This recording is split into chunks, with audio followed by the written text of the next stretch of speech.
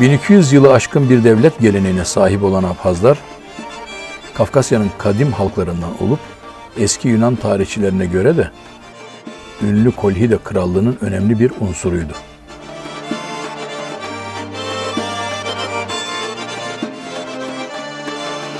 Abhaz Krallığı 7. yüzyıldan itibaren güçlü bir şekilde tarih sahnesinde yer almış ve 2. Leon'un hanedanlığı döneminde Batı Kafkasya'nın tamamını yönetimi altına almıştır.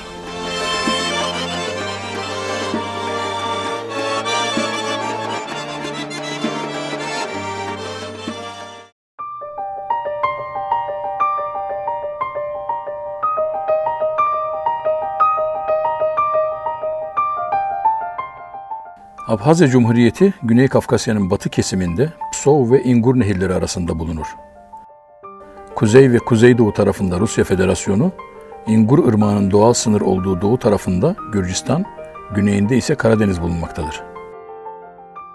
Kıyı şeridi 240 kilometre uzunluğunda olup, ülke toprakları 8700 kilometre karedir. Abhazya, çeşitli iklim bölgelerine sahip dağlık bir bölgedir.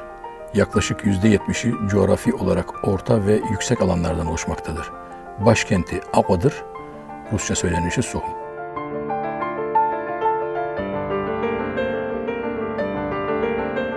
Abhazya Cumhuriyeti bağımsız ve demokratik bir hukuk devletidir. Devlet yapılanması yürütme, yasama ve yargı olarak 3 ana temele dayanır. Yürütme organına halkın özgür iradesiyle 5 yılda bir gerçekleşen seçimlerle iş başına gelen Cumhurbaşkanı başkanlık eder. Ülkenin yasama organı da yine 5 yıllığına seçilen 35 üyeli Abhazya Halk Meclisi yani parlamentodur. Yargı gücü ise bağımsız mahkemeler tarafından yürütülür. Anayasa Mahkemesi en yüksek yargı organıdır. Ayrıca özel, idari ve ceza mahkemeleriyle ekonomik konulara bakan tahkim mahkemeleri de faaliyet göstermektedir.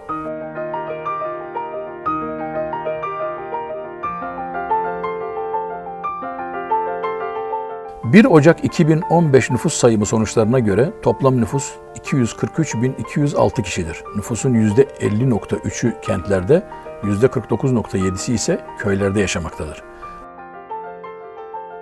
Abhazya Cumhuriyeti'nin demografya politikasının önceliklerinden biri, diasporada yaşayan Abhaz halkının tarihi vatanlarına geri dönmelerini teşvik etmektir. Bu çerçevede düzenlenen Abhazya Vatandaşlık Yasası'na göre Abhazya dışında bulunan 1 milyonu aşkın Abhaz, Abhazya Cumhuriyeti vatandaşı olarak kabul edilmektedir.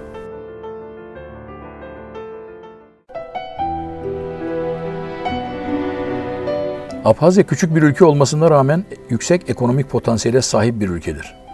Son yıllarda ülkede birçok değişim yaşandı ve zorlu dış koşullara rağmen ekonomik alanda önemli adımlar atıldı. Özellikle Rusya Federasyonu ve diğer bazı ülkeler tarafından bağımsızlığın tanınması Abhazya'nın ekonomik gelişimi açısından olumlu bir adım oldu. Sosyal ve ekonomik alandaki olumlu gelişmeler ülkenin dinamiklerini de olumlu yönde etkilemektedir. Son 5-10 yıl içerisinde ekonomide belirgin bir toparlanma görülmeye başlandı. 2015 yılı dış ticaret hacmi 345.3 milyon dolar olarak gerçekleşmiş ve bu oran giderek artmaktadır. Bu anlamda dış ticaret cirosunun yanı sıra ülkedeki iş ve hizmet hacmi de artış göstermiştir.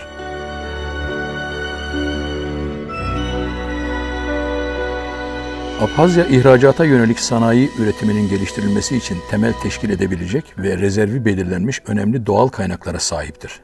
Ülkenin en öncelikli ithalatı gıda ve inşaat malzemeleri alanında gerçekleşirken, başta gelen ihracat kalemleri arasında ise günlük 4000 ton işleme kapasitesiyle balık unu ve yağı sektörü gelmektedir. Abhazya, Gagra, Pitsunda, Novi Afon ve Kındık turizm alanları ile eşsiz güzellikteki Riza Gölü, ayrıca Afon, Otap ve Arbayika mağaraları sayesinde önemli bir turizm gelirine sahiptir.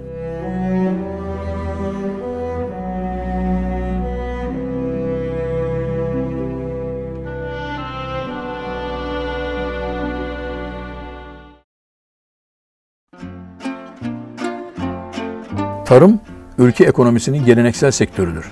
Abhazya, yüksek kaliteli ve ekolojik açıdan temiz olan tarım ürünleri üreticisidir. Turunçgiller ülke topraklarında oldukça kaliteli bir şekilde yetişmektedir. Abhaz mandalinası, limonu, hurması, üzümü ve fındığı son derece popüler olup mükemmel bir kaliteye sahiptir. Abhazya'da başarıyla üretilen bir başka tarımsal ürün de çaydır. Ülkede şimdilik sadece alkollü ve alkolsüz içecekler, şarap, likör, tatlı, karbonatlı ve karbon içermeyen içecekler, maden suyu ve bira üretimi yapılmaktadır. Ülkede son derece modern şarap ve vodka fabrikaları da bulunmaktadır.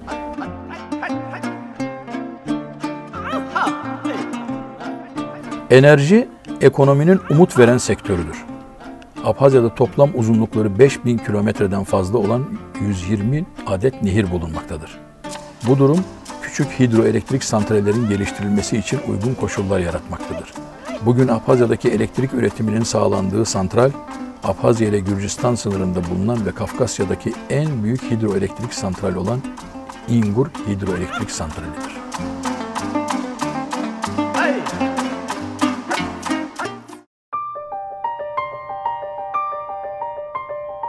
Abhazya Cumhuriyeti mevzuatına uygun olarak Abhazya'nın dolaşımdaki resmi para birimi Rus rublesidir. Ulusal ödeme sistemi NPS aktif olarak hizmettedir ve Abhazya Cumhuriyeti ulusal ve uluslararası ödemeler için güvenilir bir ülkedir.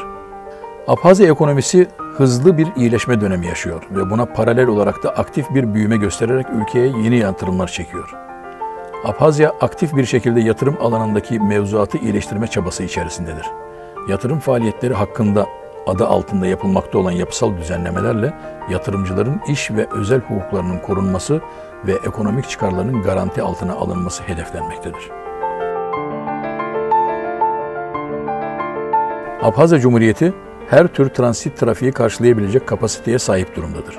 Ülkede 2 adet havaalanı ve 3 de deniz limanı bulunuyor. Abhazya demiryolları ise yenilenen karayolları ile birlikte stratejik bir önem taşımaktadır. Ülkeyi baştan sona geçen demiryolunun 221 kilometre uzunluğu vardır. Aynı şekilde sahile paralel olarak ülkeyi baştan sona geçen karayollarının uzunluğu ise 200 kilometre civarındadır. Ülkedeki havalimanları Sohum Uluslararası Vladislav Arzımba Havaalanı ile Bambora hava üssüdür. Deniz limanları Sohum, Oçamçıra ve Pisunda'dır. Limanlar yıllık toplam 100.000 ila 500.000 ton arası kapasiteyle çalışmaktadır.